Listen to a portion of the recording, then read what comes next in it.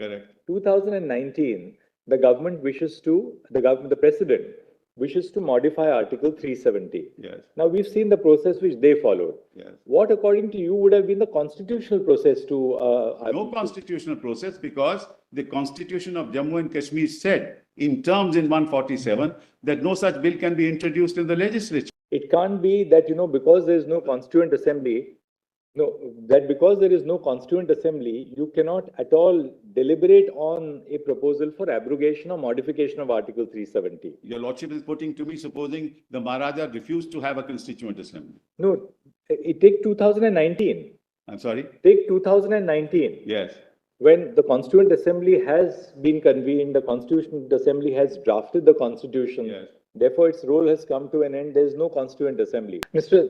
Sibal, just as because we are not looking at it from that perspective yesterday, where was the first reference to the Constituent Assembly? Of course, the Constituent Assembly of the state finds a reference in the Constitution itself in Article 372. Yes. 370(2). Where is the first reference to the Constituent Assembly in the documents which you read out to us yesterday prior to the Indian Constitution? I find that in the proclamation of the Maharaja. Well, they are in the Constitution debates, Malas. I find that there's also a reference in the proclamation of the Maharaja which we read out yesterday. The reason I'm asking is this. It's probably there, yes. Sorry? Karan Singh's proclamation, I think. Yes. Huh?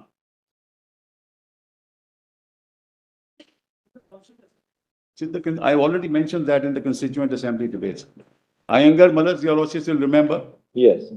I quoted Malas sentence. Yes, volume 8. All there, Malas. Yes. Page 117. Yeah, Mr. Gopal Swami Iyengar's. All there, Malas. Yes. No, because when the Maharaja made the proclamation, when the Maharaja issued his proclamation on 5th of March 1948. It was contemplated by the Constitution and the Constitution makers that there would be a Constituent Assembly which would come into place, which happened in 1951.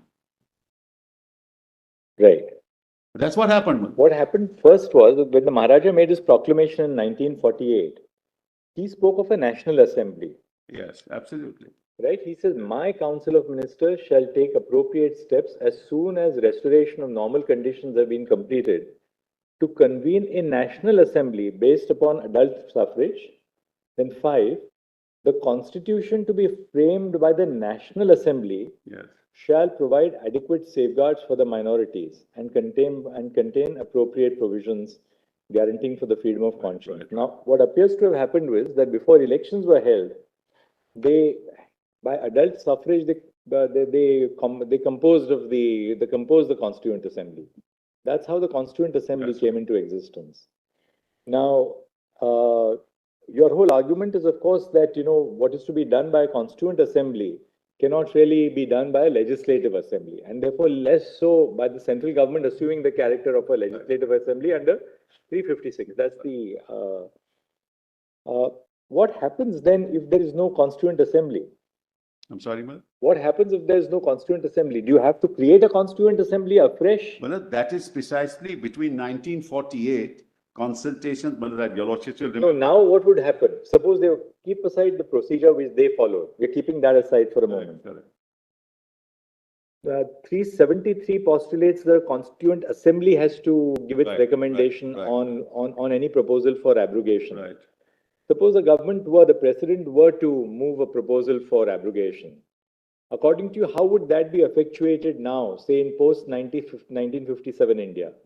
Let me answer that in two parts. Number one, what my Lord is putting to me is in 1948, they contemplated a National Assembly. Right. But your Lordships must remember that those were years between 1948 and 1950, especially after 1947, after the Instrument of Accession was signed, Mullah. After the Instrument of Accession was signed, those were transitional periods. And when the Constitution came to be framed, there was a dialogue between the state of Jammu and Kashmir that then stood through the Maharaja and the government of India.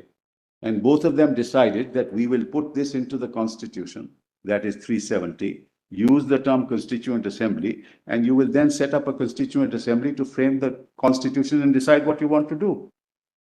You must understand the historical context in which this happened. This has not happened in an isolated fashion. The Parliament of India, the Constituent Assembly in India, framed a constitution which included a provision for a Constituent Assembly of Jammu and Kashmir. Surely that was not an isolated act. This happened in consultation and in agreement with the then Maharaja. And the J&K constitution contemplates that this legislative assembly will have no role in regards to the amendment of the provisions of the constitution relating to Article 370. Otherwise, they would not put that phrase. But then how would that, what sort of a next question is, supposing there was no constituent. That's the next how do we, then what constitutional mechanism would be envisaged then? If there were no constituent assembly and your lordships were sitting in 5, I would answer that question. But luckily, we have a constituent assembly. But I can't answer a hypothetical question as to what would how would you then put into place the constitutional machinery? Because there has to be machinery. It can't be that, because there is no constituent assembly, because there is no constituent assembly, you cannot at all deliberate on a proposal for abrogation or modification of Article 370. Your lordship is putting to me, supposing the Maharaja refused to have a constituent assembly. No, take 2019. I'm sorry? Take 2019. Yes. When the Constituent Assembly has been convened, the Constituent Assembly has drafted the Constitution. Yes. Therefore, its role has come to an end. There is no Constituent Assembly. Correct. 2019, the government wishes to, the President wishes to modify Article 370. Yes. Now, we've seen the process which they followed. Yes. What, according to you, would have been the constitutional process to... no constitutional process, because the Constitution of Jammu and Kashmir said in terms in 147 that no such bill can be introduced in the legislature. By them. By them. I'm talking about, no, by them, where the Constitution as it applies to the state of Jammu and Kashmir, which is part of the law applicable in Jammu. So, according to you, no constitutional procedure shall be initiated for abrogation of Article 370 at all. I've been saying it's permanent. Why do you, I've been The saying? argument is that after 1957, Yes. the president ceases to have any power under Article Article 3 of Article. That was temporary between 1951 and 1957. Where do you get that power from? You see, the point is, Malaj, at that time it was temporary because there was nothing in place. After 1957, sub-Article 3 has become OTOs now. Yes, no, Malaj. It can happen as a political decision. The Jammu and Kashmir government and the legislature of the state unanimously did what, and they merged. That's another issue altogether.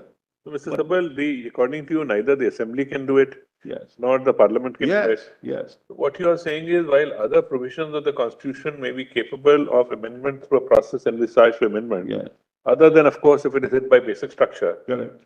this is one provision which can never be amended. Well, and let it put it differently. But let me put it, under what power will this take place?